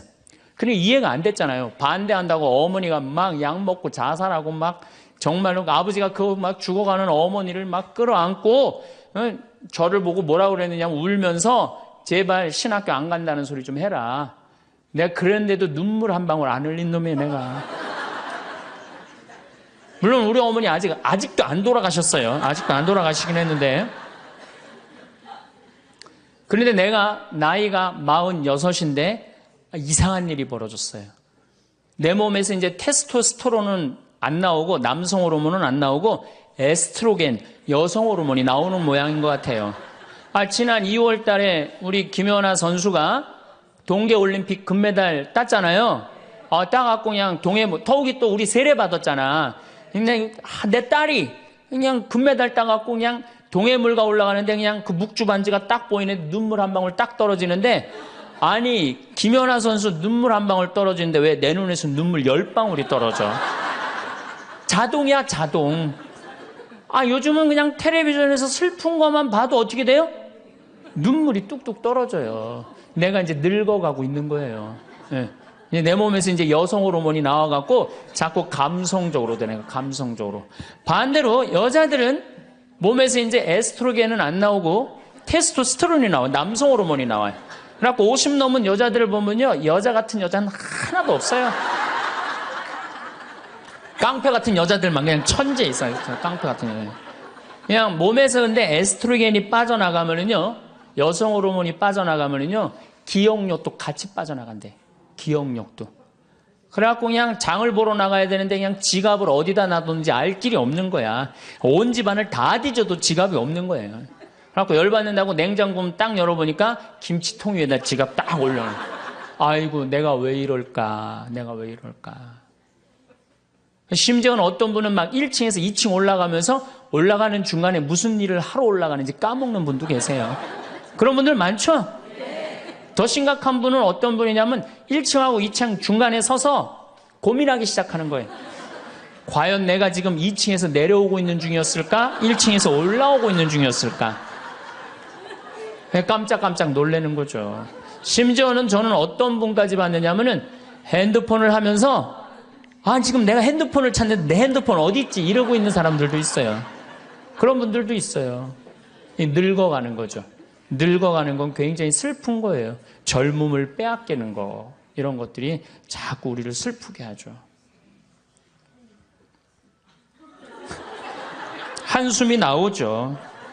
더욱이 아줌마들은요. 40이 넘으면 확 갑자기 몸에 얼굴이 열이 확 올라왔다가 열이 확 식었다가 그러죠? 감정의 기복도요. 막 기뻤다가 슬펐다가 분명해요. 울었다 웃었다가 분명해요. 그러면 자식 붙잡고 네가 인생을 어떻게 살라고 그러냐고 막 울다가 갑자기 그냥 성당 친구가 전화 오면은 언제 그랬냐는 듯이 내가 오늘 신부님을 강의를 들었는데 너무 재밌다고 막 깔깔깔깔거리고 막 그러면 아들이 딸이 엄마 도대체 왜 그래? 이 소리를 들으면요 여러분들은 심각하게 늙어가고 있는 거예요. 엄마 도대체 왜 이래? 내가 이제 늙어가는 거죠. 그럴 때 우리 인간은 외로움을 느낀다는 거죠. 우리가 언제 외로울까요? 아플 때 외롭다 그래요. 아플 때. 구약의 유명한 욥은 온몸에 종기가 나서 사람들이 자기를 무시할 때 이런 노래를 부릅니다. 내 형제들은 내게서 멀어지고 내 친구들은 남이 되어 버렸다네. 친척과 친지들은 떨어져 나가고 집안 식객들은 나를 잊었으며 계집종들은 나를 낯선 자로 여기니 저들 눈에 나는 이방인이 되었다네. 내 입김은 아내에게 메스껍고 내 몸에 나는 악취를 자식들에게 풍긴다네. 어린 것들조차 나를 업신여기고 내가 일어서려고만 해도 나를 두고 비아냥거리네. 내게 가까운 동아리도 모두 나를 역겨워하고 내가 사랑하는 자들도 내게 등을 돌리는구려. 이 아픔은요, 이게 우리 인간이 아직 가장 서러울 때가 아플 때예요. 그건 내 남편도 필요 없고 자식도 필요 없을 때가 굉장히 많죠. 그렇죠? 아플 땐 그래요. 어떤 분이 그런 얘기를 하더라고요. 나하고 나이가 비슷한 분인데 자기가 고등학교 때 엄마가 참 자기를 사랑했는데도 불구하고 하루는 굉장히 토했대요. 근데 밤새 토했는데 엄마가 나 토하는 걸 아는데도 문 한 번 안 열어봤을 때 그렇게 외롭고 쓸쓸하고, 지금도 그 20몇 년 전 그 생각을 하면은 지금도 외롭고 섭섭하다는 거예요. 그러니까 우리가 가장 서러움을 많이 느낄 때, 언제 서러움을 많이, 아플 때, 나한테 무심하게 대할 때 우리가 서러움을 많이 느낀다는 거죠. 그래서 시편 69편에 이런 얘기가 있어요. 하느님, 저를 구하소서. 목까지 물이 들어찼습니다. 깊은 수렁 속에 빠져 발 디딜 데가 없습니다. 물속 깊은 곳으로 빠져 물살이 저를 지칩니다. 소리 지르느라 지치고 저의 목도 쉬었습니다. 저를 까닭 없이 미워하는 자들이 제 머리카락보다 많습니다. 제가 빼앗지도 않았는데 물어내라 합니다. 저는 제 형제들에게 남이 되었고 제 어머니의 소생들에게 이방인이 되었습니다. 물살이 저를 지치지 못하고 깊은 물이 저를 집어삼키지 못하며 심연이 저를 삼켜 그 입을 다물지 못하게 하소서. 인간은 이렇게 누구나 다 힘들고 외롭다는 거예요. 하다못해 같은 이불을 덮고 사는 남편도 내 마음 몰라주고 나 비난하고 몰아세울 때 우리는 외롭고 고독해서 극단적인 방법을 선택하기도 해요. 여러분들 어때요? 우리 여기 자매님들 많으신데 남편 생일에 미역국 끓여주고, 자식 생일에 미역국 끓여주고, 시부모 생일에 미역국 다 끓여줬어. 근데 정작 내 생일을 미역국 끓여주는 사람 있어요? 네, 없죠? 그래도 내 생일인데, 그래도 그냥 생일이니까 그냥 미역국 자기가 이제 끓이는 거야. 근데 아무도 몰라. 미역국 왜 끓였어? 그리고 앉아서 먹는데 그냥 그 미역국을 떠서 먹는데 눈물이 뚝뚝 미역국에 떨어져요? 안 떨어져요? 아무도 나를 몰라줄 때. 그래서 외로움을 많이 느끼는 분들이 여성 주부들이 많이 느낀대요. 애들은 공부하러 학교 다니고 남편은 직장 다니고 빈집을 지키고 있으면 그렇게 쓸쓸하대요. 그래서 이걸 뭐라고 그러냐면은 빈둥지 증후군이 있대요. 빈둥지 증후군. 빈둥지에서 그냥 혼자, 그냥 굉장히, 그러니까 40대, 50대 주부 우울증이 그렇게 많은 거예요. 네, 그분들이. 그런데 놀랍게도 독신으로 사는 여성보다는 결혼한 여성이 더 외롭대요. 독신으로 사는 혼자 사는 여자는 자기가 처음부터 외로울 거라고 생각을 하고 혼자 그냥 미역국 끓여 먹으면 당연하게 생각을 하는 거야. 근데 결혼한 사람은 바라는 게 많잖아요. 근데 남이 안 해주면 더 외로운 거야. 근데 놀랍게도 더 놀라운 건 뭐냐? 40대 자살률을 보면은 여자보다도 남자가 3배 더 많이 죽는데요. 그러니까 여러분들보다 누가 더 많이 외로움을 탄다고 생각하시면 돼요?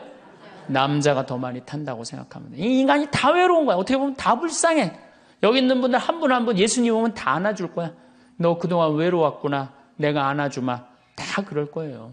여기서는 웃고 있지만 막상 돌아가서 집에 가보면 눈물을 흘리는 분들 많을 거라는 얘기죠. 저는 외로울 것 같아요? 안 외로울 것 같아요? 저도 외로워요. 제가 92년도 철산성당에서 보좌신부, 경기도 광명 철산성당에서 보좌신부를 했는데 한 12월 15일쯤 됐어요. 아이들이 연합고사 본 날이에요. 그래갖고 저녁 먹고 이제 성당을 이렇게 산책을 하는데 지하실에서 뭐 난리도 아니에요. 뭐 의자 부시는 소리에 뭐 비명 소리에 정신이 하나도 없더라고요. 그래서 내려가서 보니까 아이들이 소주를 먹고 어떻게 하느냐면은 뭐 난리도 아니야. 뭐 자기네들끼리 의자를 부시고 끌어안고 울고 별놈이 다 있더라고요. 별놈이 다 있어갖고 니네들 도대체 왜 그러느냐? 저는 중학교 아이들이 술 먹고 담배 피는 거 내가 본당 신부할 때 나한테 걸려도 난 한 번도 혼낸 적이 없어요. 애들. 왜 혼낸 적이 없냐? 내가 중고등학교 때 술, 담배 다 했거든. 뭘 혼을 내? 그래서 니네들 사제관에 좀 올라와 봐라. 신부님이 혼내지 않고 사제관으로 올라오라고 그랬고 딱 앉혔어요. 한 15명을. 남자 여자 다 앉아갖고 니네들 도대체 무슨 일 때문에 이렇게 술을 먹고 성당 기물을 부시냐 얘기를 좀 해봐라.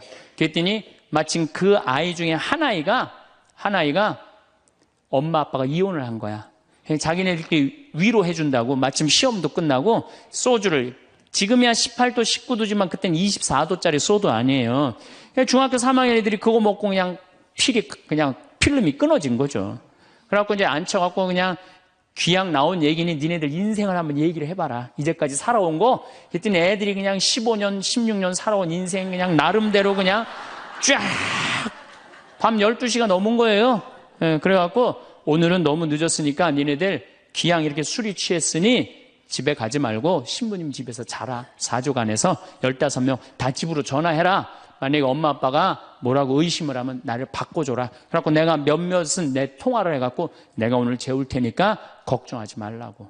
그리고 애들한테 니네들 술은 이렇게 먹는 게 아니다. 그래갖고 내가 또 꼬냑을 또 한 병 꺼내갖고 한 잔씩 탁 따라주면서 아이들하고 정말로 다정한 얘기를 했어요. 그러니까 아이들이 너무 좋잖아요. 술을 먹었는데 혼을 내기를 하나, 또 신부님이 방에서 재워주지, 자기 얘기 다 들어주지. 그래서 내가 2월 달에 발령을 받아갖고 떠나는데 가지 말라고. 애들이 일주일 동안 우는 거예요. 가지 말라고. 신부님 우리랑 살자고. 그래갖고 내가 발령 받아가는 발령 받아가는 날 30명이 학교를 안 간 거예요. 가지 말라고. 그래갖고 제가 이제 수원으로 이제 발령을 받아갔는데 토요일만 되면은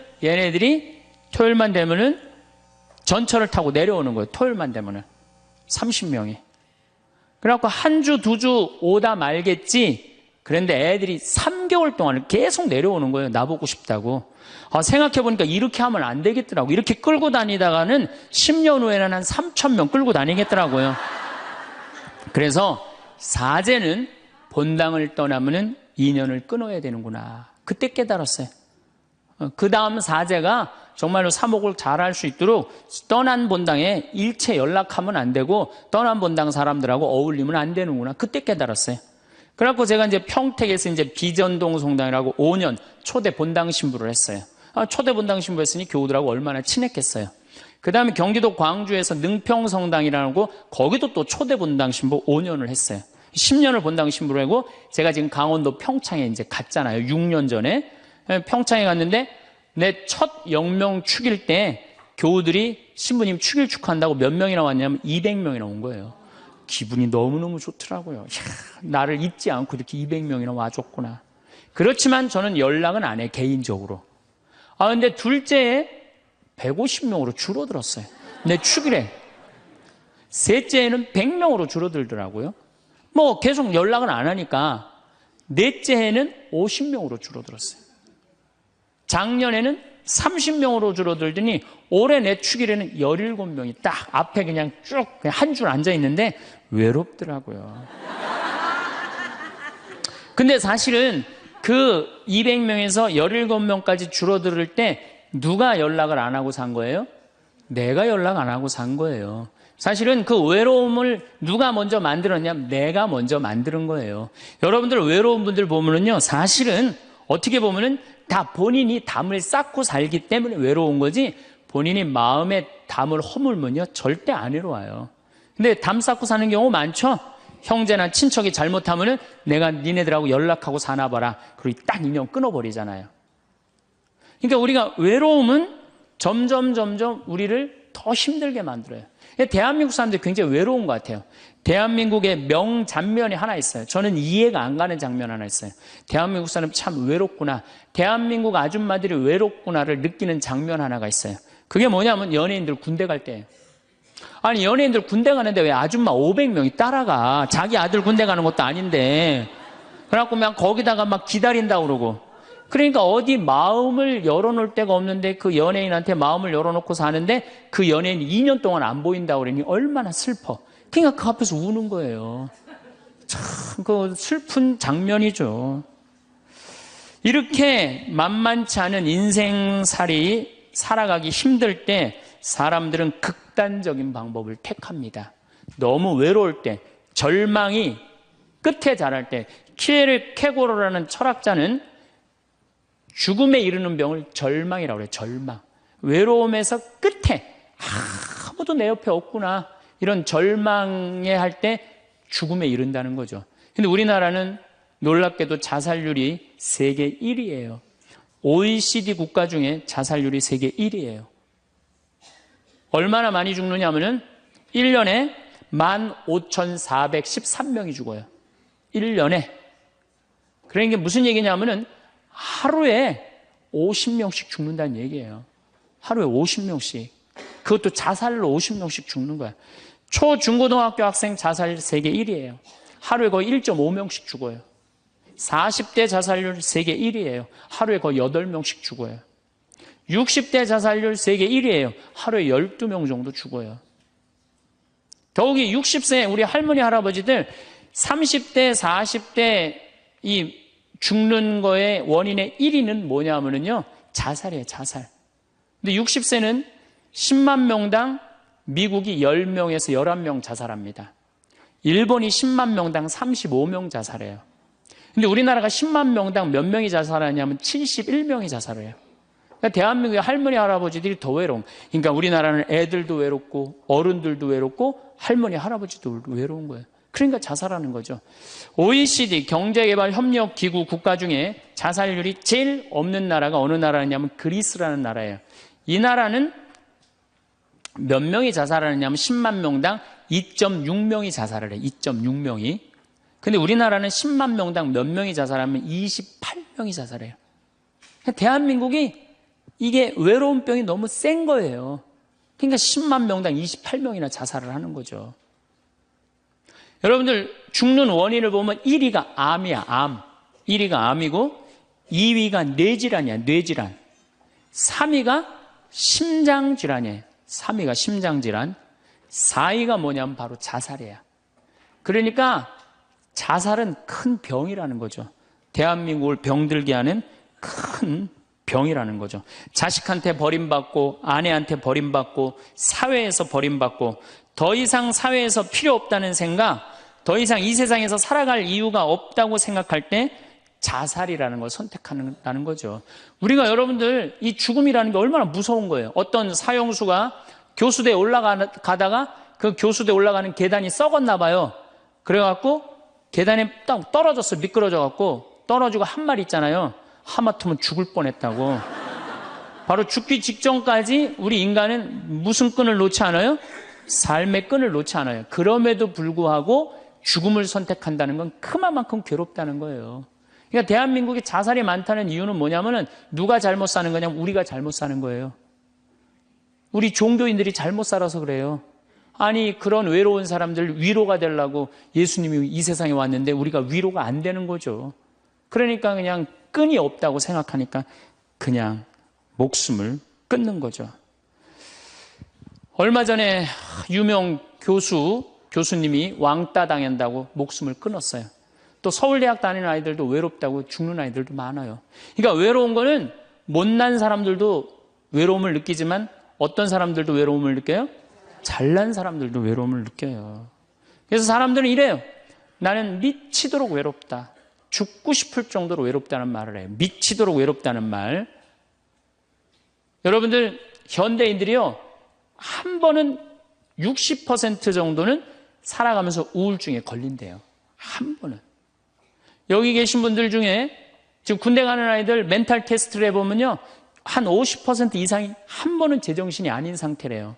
멘탈 테스트를 해보면은. 그러니까 여기 계신 분 두 분 중에 한 분은 지금 제정신이 아닌 거예요. 반은 제정신 아닌 상태로 지금 앉아 있는 거예요. 신부님, 저는 제정신인 것 같은데요. 그분은 완전히 도루신 분이에요. 왜 제정신이 아닌 상태에서 우리가 지금 살고 있느냐? 텔레비전 보면요. 기가 막힌 거 많이 나와요. 보험금 타먹는다고 한 10년 전에 자식 손가락 자른 아버지 생각나시죠? 네. 그리고 얼마 전에는 초등학교, 중학교 애들이 초등학교를 발로 차갖고 그냥 공중에 뜬 거 재밌다고 동영상 찍어갖고 올려놓은 그 제정신이에요? 제정신 아니에요? 제정신 아니에요. 부모가 자식 죽이고 자식이 부모 죽이고 남편이 아내 죽이고 아내가 남편 죽이고 이게 우리가 다 제정신이 아니에요. 100년 전 조선시대 사람들을 데려다 놓고 100년 전 조선시대 사람을 데려다 놓고 한번 여러분들 요즘 사회 뉴스를 한번 보게 하세요. 그 사람 미칠 것 같아요? 안 미칠 것 같아요? 근데 여러분들은 그거 매일 죽이고 살인하고 강간하고 뭐 아이들만 성추행하고 이러는 거 보는데도 여러분들 왜 안 미쳐요? 이미 어느 정도 미쳐 있어. 미쳐 있기 때문에 그걸 봐도 안 이상한 거예요. 그러니까 우리가 잃어버린 마음을 찾아야 된다는 거죠. 잃어버린 마음을. 그러니까 외로운 사람들끼리 서로 모여서 서로 위로가 돼야 되는데 이 외로운 사람들이 뭘 하느냐면 컴퓨터 게임에 미쳐 있는 거예요. 컴퓨터 다 사람은 안 만나고 기계만 만나는 거예요. 그러니까 더 미치는 거죠. 더 미치는 거예요. 그래서 우리가 이런 외로움을 극복하려고 그러면은 정말로 서로 사랑해야 돼요. 예수님 말씀처럼 우리가 서로 사랑해야 돼요. 서로를 배려해주고 서로를 신경 써주고. 근데 우리는 이게 서로 사랑하고 서로 배려해주는 게 부족한 거죠. 굉장히 이기적으로 사는 거죠. 이기적으로. 그럼 여러분들은 언제 외로움을 정말로 극단적으로 느끼느냐? 자식한테 기댈 때. 특히 여기 계신 여러분들은 언제 더 많은 외로움을 느끼냐면 늙어서 자식이 나한테 잘해주겠지. 이런 마음 먹는 분들은요, 외로워요. 딸이 나한테 잘해주겠지. 늙어서 나 용돈도 주고, 내가 고생해서 키워놨으니까 나 호강시켜주겠지. 이런 생각하는 분들은요, 외로울 수밖에 없어요. 자식은요, 잘 키워도 소용없고 못 키워도 소용없는 게 자식이에요. 자식은 그저 고등학교 3학년 때까지 키우고 끝나야지 그 다음 욕심내면요, 여러분들 외로울 수밖에 없어요. 그러면은 못 키운 자식이 왜 소용없어요? 아니 그냥 중고등학교 때 속새기는 놈 커서도 속새겨요. 직장도 못 들어가고 그냥 빌빌거리고, 그리고 또 결혼해도 제대로 살지도 못하고 그냥 또 이혼해갖고 그냥 손자 그냥 나한테 맡겨갖고 힘들어. 그러니까 자식은 못 키우는 자식 소용없어요. 그러면은 잘 키우는 자식은 왜 소용없느냐? 잘 키운 건 더 소용없어요. 그냥 좋은, 여기 지금 서울대학 가까이 있잖아요. 며칠 전에도 내가 서울대학 가서 강의를 했는데, 똑똑해. 정말 누가 봐도 잘 키워놨고 잘라놨어. 빛이 번쩍번쩍 나. 서울대학 졸업하고 난 다음에 삼성에 취직을 했어. 그래갖고 아들이 양복을 입고 출근하는데 너무 보기가 좋은 거야. 그렇게 잘 논 아들일수록 더 여우 같은 며느리가 나타나갖고 낚아채 가는 거예요. 더 여우 같은 며느리가 낚아채 가는 거예요. 그럼 낚아채 가면 그날로 끝나는 거예요. 그날로. 그러니까 어차피 자식은 떠나게 돼 있어요. 어차피 자식은 떠나게 돼 있어요. 그러니까 여러분들 이제는 내가 자식한테 내 인생을 기대한다 생각하지 말라는 거예요. 더욱이 여러분들 자식들 정말로 사랑으로 키워요? 태어나갖고 자식들 사랑으로 키워요? 맨날 방에 가둬놓고 공부해라 그러지 않아요? 맨날 공부해라고. 그래서 여러분들 이 생각만 하면 돼. 내가 어렸을 때 자식하고 다정하게 맛있는 거 먹으러 다니고 놀러도 다니고, 그리고 난 다음에 대화도 막 늘 살갑게 한 엄마는 늙어서 자식이 먹으러도 다니고 놀러도 다니고 대화해줘요. 근데 어렸을 때 그냥 방에만 가둬놓고 매일 그냥 공부만 시키고 학원에 그냥 계속 가둬갖고 공부만 시킨 부모님들은 늙어서 자식이 어떻게 할 것 같아요? 방에 가둬놓고 밥만 먹이는 거, 밥만. 그리고 이제 완전히 이제 늙어갖고 움직이지 못할 때 어떻게? 학원에 그냥 계속 가두듯이 이제는 그냥 양로원에 그냥 가둬갖고 그냥 거기서 살라고 그래. 그냥 자식들한테 공부해라 그런 부모님들, 이거 심각하게 이거 고민해야 돼요. 그런 분들은 더 외로울 수밖에 없어. 더 외로울 수밖에 없어. 그러니까 보통 이제 초등학교 이제 1학년, 2학년 애들이 막 너무 6, 7살까지는 이쁘다가 초등학교 들어가면 막 공부를 안 하고 그러면요, 애들한테 엄마가 막 폭언을 하기 시작해요. 그래갖고 성적표를 받아왔는데 40점, 50점 이렇게 받아오면은 애들한테 그래요. 너 밥이 넘어가냐고. 네가 잠이 오냐고. 너 지금 텔레비 봐야 되느냐고. 그래갖고 그냥 보통 공부 못하는 애들이요, 성격이 느긋한 애들이 공부 못해요. 내일 시험이라도 걱정 안 하고 느긋하게 있는 애들이 공부 못하는 거예요. 그렇죠? 그럼 그거 보고 있으면 엄마가 불이 나요, 안 나요? 그래서 느긋한 성격 가진 애를 그냥 괴롭히기 시작해요. 욕을 해대는 거야. 초등학교 6년 욕을 한단 말이야. 그럼 애가 6년 지나가면 그냥 성격이 삐뚤어져요. 공부 못해도 우리 아들 착하다, 우리 딸 예쁘다, 우리 아들 성격 좋다. 그러면 6학년 때까지 성격 안 삐뚤어지거든요. 근데 6년 내내 엄마가 욕을 하는 거야. 너 같은 인간이 밥을 내가 너를 놓은 게, 내가 너 놓고 미역국 먹은 게 내가 후회된다 막 이러니 6년 동안 애가 그냥 삐뚤어지는 거야. 이제 중학교 올라가면 더 삐뚤어지는 거죠. 중학교 올라가면 엄마가 더 극단적으로 아이하고 싸우는 거예요. 그러니까 중학교 되면 애가 엄마랑 같이 있고 싶지 않은 거예요. 그래서 어디 좀 놀러 가자 그래도 어떻게? 엄마 아빠나 갔다 오라고. 외로울 수밖에 없는 거죠. 고등학교까지 되면은 완전히 빗나가게 되면 심한 아이들은 어떤 경우도 있느냐면요. 정신질환까지 앓는 아이들도 있어요. 심한 경우는. 그래서 보통 엄마들이 어느 정도로 우리가 정말로 한심하냐 하면은 이제 자기 아이가 태어나면은 꿈에 부풀어 있는 거예요. 자기 아이가 천재인 줄 아는 거, 천재. 그래갖고 막 엄마, 아빠 그러면 막 천재가 말하는 것 같은 거야. 막 1살, 2살짜리. 그래갖고 내 아들 천재, 내 딸 천재라고 우유를 먹여도 아인슈타인만 먹여요. 천재 먹으라고. 아인슈타인 우유만 먹는 거야. 애가 그냥. 그래갖고 그냥 초등학교 들어갔는데 이놈이 천재인 줄 알았더니 섞고 놓으니까 아인슈타인 정도는 아닌 것 같아. 그래서 우유를 바꿉니다. 서울 우유로 바꾸는 거야. 서울 우유로. 그래서 서울대학은 가라고 서울로 바꾸는 거야. 6년 동안 서울이 죽으라고 먹였어. 근데 중학교 올라갔더니 이게 컴퓨터 게임에 빠지기 시작하네. 그래갖고 그냥 성적이 보니까 이거 뭐 영 아닌 것 같아. 그래서 엄마가 마음을 또 바꿔. 연세 우유로 바꿔. 연세 우유로. 연세 우유로. 고등학교 들어가 보니까 이건 뭐 진짜 아니야. 그래갖고 그래도 엄마가 포기를 못하고 무슨 우유를 먹이냐면 건국 우유를 먹어요. 건국 우유를. 근데 사실은 이 우유까지는 괜찮아요. 건국 우유까지 서울에 있는 학교에 가면요. 서울대학이에요. 이 지방에 다 가거든요. 고등학교 3학년 때는 이건 건국 우유도 안 될 것 같아. 그래갖고 그냥 최종적으로 정말로 애절한 마음으로 먹이는 우유가 뭔지 아세요? 저지방 우유예요. 저지방 우유. 지방대학은 가지 말아라. 여러분들 얼마 전에 어떤 아이가 자기는 예술고등학교 가고 싶은데 엄마 아빠가 판검사 되라고 어떻게 애를 괴롭힌 거예요. 그러니까 애가 그냥 불을 질러갖고 엄마 아빠 여동생 할머니까지 다 죽었잖아요. 그러니까 여러분들 자식을 정말로 사랑으로 키우느냐 욕심으로 키우느냐 이거 반성해야 돼요. 그렇게 애를 힘들게 키우는데 여러분들 노년이 풍요롭겠어요? 사랑이 없는 거예요. 사랑이. 정말 안타깝죠. 그래서 우리들이 그 아이들이 자기가 능력이 자꾸 깨져가는 걸 느낄 때 우리는 쓸쓸하고 외롭다는 거죠. 그때 누가 위로가 돼야 돼? 엄마들이 위로가 돼. 우리 아들 괜찮아. 정말 착하고 하느님 찬양하고 하느님 사랑하고 매일매일 성실하면 살면 돼. 그걸 전해줄 때 여러분들 노년은 안 외로워요. 너 같은 걸 내가 낳았으니 이 왼수야. 밥이 넘어가느냐? 이런 분들은 외로울 수밖에 없어요. 다음 시간에 정말로 우리가 부모 자식이 얼마나 중요한지에 대해서 이어서 하도록 하겠습니다. 감사합니다.